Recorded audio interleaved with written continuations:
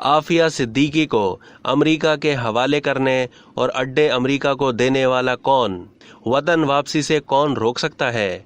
कानून की नज़र में मुशर्रफ की क्या हैसियत है?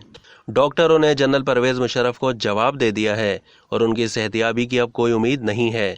फौज और मियां नवाज शरीफ जनरल परवेज मुशर्रफ को पाकिस्तान लाने के लिए एक पेज पर आ गए हैं। दोनों की इस सोच की वजह जनरल परवेज मुशर्रफ की इंतहाई खराब सेहत है। आइन और कानून के तहत तो जनरल मुशर्रफ को पाकिस्तान वापस आने से कोई नहीं रोक सकता।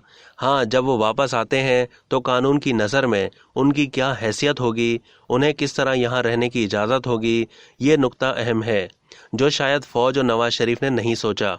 अदालतें उनके खिलाफ फैसले दे चुकी हैं। कुछ केसों में वो मफरूर हैं। क्या मियां नवाज शरीफ और फौज इन कानूनी और अदालती फैसलों को ख़त्म कर सकते हैं या करवा सकते हैं, ताकि जब जनरल परवेज मुशर्रफ वापस आएं तो उनके कानूनी तौर पर दागदार माजी का कोई हवाला बाकी ना हो। जाहिर है कि इंतहाई बीमार शख्स को आप जेल में नहीं डाल सकते, लेकिन कानूनी और अदालती वजूहात की बिना पर उनकी तशवीशनाक बीमारी के बावजूद उन्हें एक आज़ाद फ़र्द की तरह भी यहाँ ट्रीट नहीं किया जा सकता।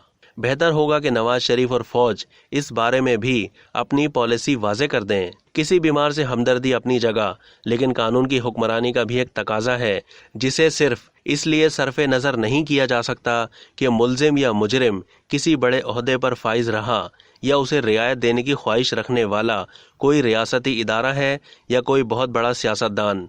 आजकल बहुत बात की जा रही है कि वो कौन है, तो मैं भी यही सवाल पूछना चाह रहा हूँ कि वो कौन है जिसने एक नहीं 2 दफ़ा पाकिस्तान के आइन को तार तार किया? वो कौन है जिसने पाकिस्तान को अमेरिका की मुसलमानों के खिलाफ नाम नहाद दहशतगर्दी के खिलाफ जंग में झोंका?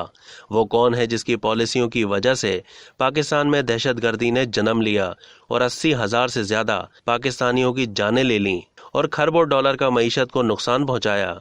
वो कौन है जिसने अमेरिका को अड्डे दिए? वो कौन है जिसने अमेरिका को पाकिस्तान के अंदर ही हमले करने और बेगुनाह लोगों को मारने के लिए ड्रोन उड़ाने और ड्रोन हमलों की इजाज़त दी?